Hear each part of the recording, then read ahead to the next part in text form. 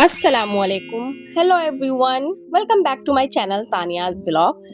जी ये व्लॉग मैंने ट्यूसडे को रिकॉर्ड करा था, बट किसी वजह से बच्चों की उलझनों में इतना उलझ गई कि मैं रिकॉर्ड यानी एडिट नहीं कर पाई। रिकॉर्ड तो कर लिया था लेकिन एडिट नहीं कर पाई।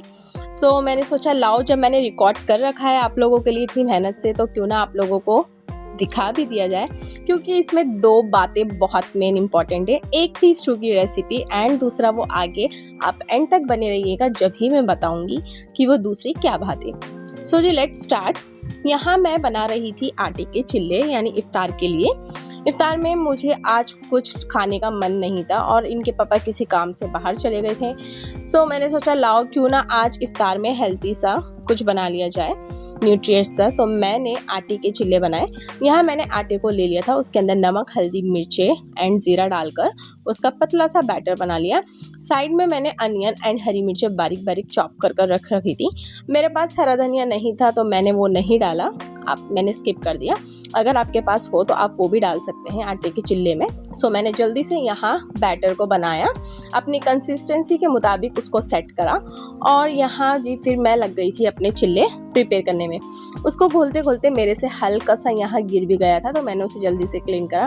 फिर मुझे मिर्चें कम लगने लगी, यानी टेस्ट कम, ऐसा लगने लगा कि ये थोड़ा चटपटा सा नहीं होगा। तो मैंने बाद में इसमें और थोड़ी सी लाल मिर्च पाउडर ऐड कर दिया और जी यहाँ पर अपना बैटर तैयार कर लिया। मैं ये सोच रही थी बनाते बनाते कि कभी कभार हम अपनी ज़िंदगी की उलझनों में सब लोग मतलब इतने उलझ गए हैं कि किसी के पास किसी के लिए टाइम ही नहीं है। जिसको हम बुलाते हैं वो कहता है कि हम रात दिन घर में बिजी रहते हैं, जो हमें बुलाता है हम उन्हें कह देते हैं कि हम भी रात दिन घर में बिजी रह गए। मतलब एक दूसरे से कुछ बात करने का या कुछ भी शेयर करने का ये वक्त, ये दौर ही नहीं रहा। सब अपनी अपनी उलझनों में इतने उलझ चुके हैं। किसी से शिकवे करना, किसी से शिकायत करना तो गलत ही होगा इस वक्त, क्योंकि हमें भी पता है कि हम भी अपनी उलझनों में उलझे हुए हैं। लेकिन हाँ, फिर भी महीने में या 2 महीने में तो विजिट यार हो ही सकता है। आजकल के रिश्ते इतने, मतलब आजकल के रिश्तों में कोई पहले जैसी, पहले दौर वाली बात ही नहीं रही। पहले के लोग थे कि एक दूसरे से हर चीज़ शेयर करना, हर बात बताना, और आजकल के लोग हैं कि बताने से पहले ये सोचते हैं कि हमें नज़र लग जाएगी। हाँ नज़र है, मैं मानती हूँ नज़र भी होती है, लेकिन ऐसी भी नहीं होती कि लोग मिलना ही छोड़ दें, लोग एक दूसरे से बात करना ही छोड़ दें। और मतलब जब तक हम मिलेंगे नहीं तो हमारे बच्चों को कैसे पता चलेगा कि ये चीज़ ये है या ये लोग ये हैं। आप आओगे तो हम भी आपके जाएंगे, ऐसी तो होता है ना। ऐसे मेरे साथ है, मेरे घर पर कोई नहीं आता। आप लोगों ने इतने दिन से मेरे मिनी व्लॉग्स देख ही रहे होंगे, तो मेरे यहाँ कोई भी नहीं आता। तो भाई मेरा कहना ये है, मैं चली जाऊँ, मैं टाइम निकाल के उनके लिए अपना चली जाऊँ।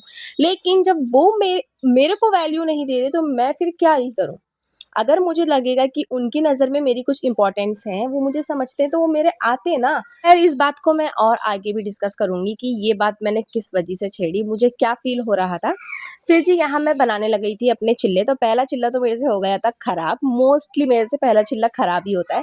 फिर सेकंड सही हो गया था। यहाँ हाँ, जब भी मैं कुछ चीज़ बनाती हूँ तो बच्चे बहुत ज़्यादा आगे कहते हैं कि मम्मा भूख लग रही है, मम्मा भूख लग रही है। वैसे उन्हें कुछ नहीं होता। जहाँ मैं किचन में खड़ी होती हूँ तो वो मुझे बिल्कुल टोटली होपलेस कर देते हैं। मतलब हो जाता है ना, घबराने लग जाता है इंसान। मैं तो बिल्कुल वैसी हो जाती हूँ। यहाँ एक जना कहता है कि हमें वो बहुत तेज़ भूख लग रही थी, तो अबान मुझे बिल्कुल होपलेस कर रहा था कि मम्मा जल्दी जल्दी जल्दी। मैंने कहा बेटा बना तो रही हूँ। फिर मैंने जल्दी से आराम से उसको पहले एक आधा बना कर दिया। मैंने कहा जाओ, तुम्हें भूख लग रही है, तुम जाकर खाओ, मैं अपना रोज़ा इफ्तार के वक्त खा लूंगी। हाँ जी, फिर यहाँ अबान को देने के बाद मैं लग गई थी अपने लिए चिल्ले प्रिपेयर करने के लिए। अब देख लीजिए, वॉइस ओवर करते वक्त ही मेरे बच्चे इतना परेशान कर रहे हैं, मतलब चोर चू मा मा ता ता चा चला हुआ ही है बैकग्राउंड में।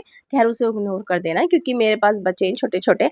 वॉइस ओवर करते हुए काफ़ी प्रॉब्लम होती है, लेकिन मैं कोशिश करती हूँ अपनी तरफ से कि काफ़ी अच्छा अपना दे पाऊँ। फिर उसके बाद मैंने करा यहाँ अपने लिए चिल्ले प्रिपेयर। मुझे वीडियो रिकॉर्ड करने का मकसद मेरा यही था कि आज से मैं हफ्ते में कोशिश करूँगी कि 2-3 वीडियो ज़रूर अपलोड करूँ, और उसमें कभी दिन से शाम तक का यानी आफ्टरनून से नाइट तक का, कभी मॉर्निंग से आफ्टरनून तक का अपना रूटीन आपसे शेयर करूँ कि मैं कैसे और कैसे मैनेज कर रही हूँ या करती हूँ, या उनके बीच में कौन से मोमेंट्स हैं जो बहुत ज़्यादा मेमोरेबल बना देती हूँ। मैंने क्या लाओ आपके साथ भी हर चीज़ शेयर करी जाए। इसलिए मैंने आज कोशिश करी, फर्स्ट ट्राई करा कि अपना फुल मतलब इफ्तार से लेकर रात तक का रूटीन आपसे शेयर करूं। तो मैंने वही चीज़ रिकॉर्ड करी ताकि आप लोगों ने देख ही लिया होगा अब तक मेरे मिनी व्लॉग्स देख ही रहे हैं कि मेरे यहाँ सिर्फ मेरे पास एक ही घर है, छुट्टी वाले दिन वहीं मैं चली जाती हूँ और उसके अलावा मैं कहीं भी नहीं जाती। क्यों? क्योंकि जब मेरे पास कोई नहीं आता तो मैं ही कहाँ जाऊँगी।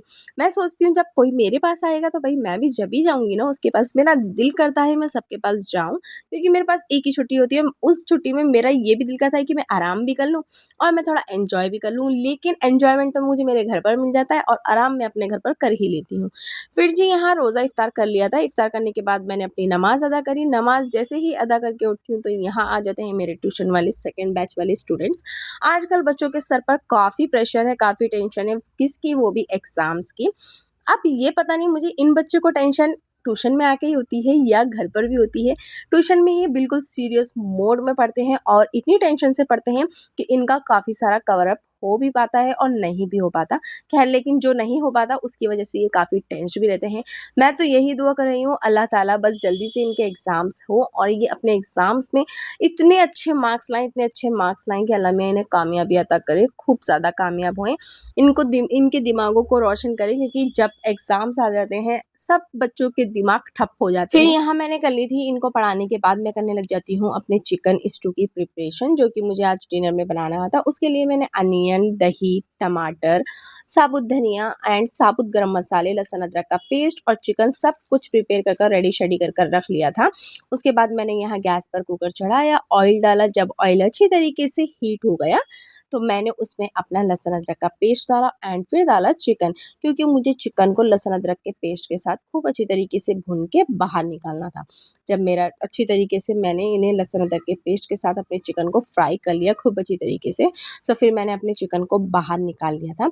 जब चिकन हम बाहर निकाल लेंगे फिर उसी ऑयल में हम अपने पहले सारे साबुत गरम मसाले डालेंगे। साबुत गरम मसाले डालने के बाद फिर हम डालेंगे उसमें क्या अनियन। अपनी अनियन को डाल के उसको थोड़ा सॉफ्ट होने तक वेट करेंगे। जब वो हल्की सी सॉफ्ट हो जाए तो फिर सारे खड़े मसाले यानी साबुत लाल मिर्ची, साबुत धनिया, हाँ धनिया को थोड़ा सा रोस्ट करके, ड्राई रोस्ट करके उसको थोड़ा सा हल्का सा क्रश करके फिर डालना है। एंड फिर मैंने ज़ीरा, साबुत गरम मसाले, साबुत लाल मिर्च, लहसुन अदरक का पेस्ट ये सब चीज़ें डाल के और टमाटर भी डाल दिए थे। दही मैंने अभी नहीं डाली थी। टमाटर डाल के अपने इस मसाले को खूब अच्छी तरीके से भुना। इसमें मैंने नमक और हल्दी भी डाल दी थी। लाल मिर्च पाउडर मैंने डाला नहीं था, क्योंकि चिकन स्टू में साबुत खड़े गरम मसाले भी डलते हैं और लाल मिर्चें भी साबुत ही डाली जाती हैं। सो बस इस मसाले को फिर 1 चम्मच धनिया भी डाल देंगे एंड इस सारे मसाले को अपने खूब अच्छी तरीके से भूनेंगे जब तक कि ये थोड़ा सॉफ्ट ना हो जाए। जब ये मसाला अच्छी तरीके से हमारा सॉफ्ट हो जाएगा ना, फिर तब हम इसमें अपना चिकन डालेंगे। अब इसके बाद जी यहाँ मैं एक साइड में ये बना रही थी तो दूसरी साइड में मेरा किचन भी बहुत ज़्यादा फैला हुआ था, यानी मैंने बर्तन वगैरह कुछ भी वॉश नहीं करे थे, क्योंकि पढ़ाते ही मैं लग जाती हूँ डिनर की प्रिपरेशन में। मैंने कहा पहले सालन चढ़ा दूँ, फिर ये झाड़ू बर्तन वगैरह ये तो साइड में होते ही रहेंगे। तो इतने मेरे ये मसाला सॉफ्ट हो रहा था तो इतने मैंने अपने जल्दी से बर्तन भी थोड़े निपटाने थे तो बर्तन निपटाए।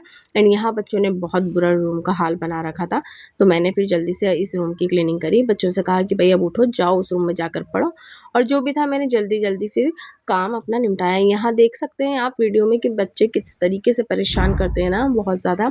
यहाँ भी यहाँ अपनी पता नहीं पजामी उतार के कैसे ही फिर रही थी, फिर उसको मैंने जल्दी से पजामी बनाई।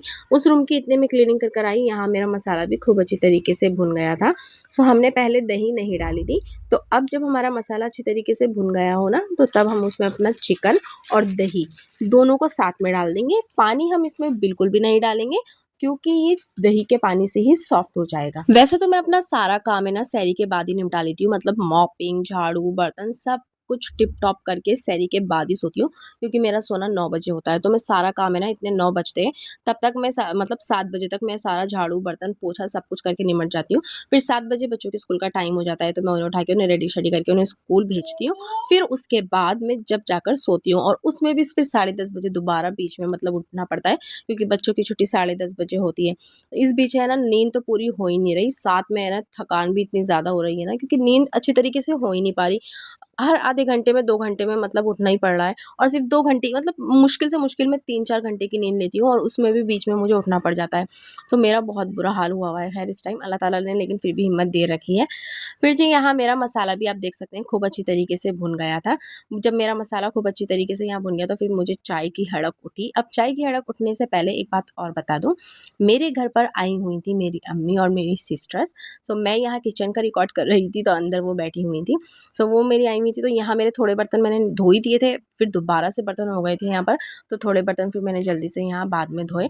मैंने क्या पहले बर्तन को बाद में धोती हूँ, पहले मम्मी और मेरी छोटी सिस्टर आई हुई हैं, उनके लिए चाय बनाती हूँ, और मुझे भी काफ़ी ज़्यादा चाय की क्रेविंग भाई उठ रही थी, क्योंकि चाय मैंने इफ्तार के बाद नहीं पी थी। बच्चे आ जाते हैं ट्यूशन वाले, फिर उनमें लग जाती हूँ, उनको लगने के बाद फिर डिनर की तैयारी करनी होती है, डिनर के बाद फिर अपना घर, बच्चों ने इतना फैला देते हैं घर, तो फिर घर को देखना होता है। तो इस बीच में जब एक में से निकलती हूँ, एक में घुसती हूँ, एक में से निकलती हूँ, एक में घुसती हूँ, बस यही लगा रहता है। जैसे रेल के डब्बे में से एक डब्बे में बैठो, दूसरे डब्बे में चढ़ो, दूसरे डब्बे में बैठो, तीसरे डब्बे में चढ़ो। फिर जी यहाँ बारी-बारी करके मैंने जल्दी से अपनी प्लेटों को धोया।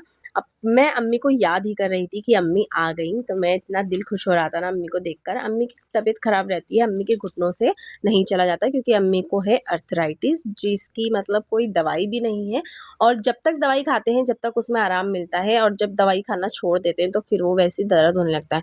तो भई अब एक इंसान दवाई भी कब तक खाएगा, है ना? दवाई भी ज़्यादा खाना अच्छा नहीं है, वो भी हार्मफुल है। हाँ, ये होता है कि जब ज़्यादा दर्द होता है तो खा लेती हैं। अम्मी को वैसे काफ़ी सारी परेशानियाँ हैं, तो अल्लाह मियाँ बस उनकी परेशानी को, उनकी तकलीफ़ों को दूर करे। आप सब भी मेरे अम्मी और पापा को दुआओं में याद रखिएगा। यहाँ मेरी चाय भी रेडी हो चुकी थी, फिर मैंने जल्दी से बारी-बारी कप में उतारी। यहाँ बच्चों को मैंने पहले चाय पिला दी थी, लेकिन फिर भी मैंने उनके लिए उतार ली, क्योंकि जब कोई आता है, हम चाय बनाते हैं ना, तो उसके सामने ज़रूर बच्चे ज़िद करते हैं। वैसे वो पिए ना पिएँ, लेकिन उनके सामने ज़रूर ज़िद करते हैं। फिर मैं चाय अंदर रख कर आ गई थी। मैंने कहा अम्मी लो तुम चाय पियो, इतने मैं अपना सालन देखती हूँ। सो यहाँ मेरा सालन माशाल्लाह से भुनकर तैयार हो चुका था, एंड इसकी स्मेल सारे घर में मतलब ऐसे महक रही थी ना कि अम्मी भी कहने लगी कि क्या बना रही है। मैंने कहा अम्मी चिकन स्टू बना रही हूँ। खैर फिर मैंने अम्मी को भी, जब ये भुन ही गया था, लेकिन मैंने रोटी नहीं बनाई थी, रोटी कल की ही बची हुई थी, तो मैंने अम्मी से कहा अम्मी ये कल की रोटी है, इसी से टेस्ट कर लो। खैर उसी से अम्मी ने मुझे टेस्ट कर बताया, एंड वो इतना डिलीशियस बना था ना, यानी आप देख सकते हैं स्क्रीन पर भी कितना ज़्यादा यम्मी लग रहा है, डिलीशियस लग रहा है। खड़ा खड़ा था बिल्कुल, सारे मसाले इतने अच्छी तरीके से खड़े खड़े थे, एंड टेस्ट पे इतना यम्मी था ना कि मेरी सिस्टर भी कहने लगी दीदी वाह क्या स्टू बनाया है आपने। मैंने कहा अच्छा। फिर मैंने क्या वो चलो अच्छी बात है, क्योंकि मेरे हीरो जो है ना वो मुझसे कहते हैं खाने से पहले ध्यान से बनाना, क्योंकि उन्हें पता है मेरा दिमाग उलझनों में उलझा रहता है, तो कहते हर खाने से पहले ये ज़रूर बोलते हैं खाना अच्छा बनना चाहिए। मैंने क्या अच्छा, फिर तो मैं अपना बेस्ट ही देने की कोशिश करती हूँ। सो मैं बता देती हूँ यहाँ मेरी अम्मी क्यों आई थी। मेरी अम्मी आई थी मेरे लिए ईदी लेकर। ईदी उन्होंने मुझे ऐसे नहीं दी कुछ सामान वगैरह के तौर पर, उन्होंने मुझे सारा कैश ही पकड़ा दिया।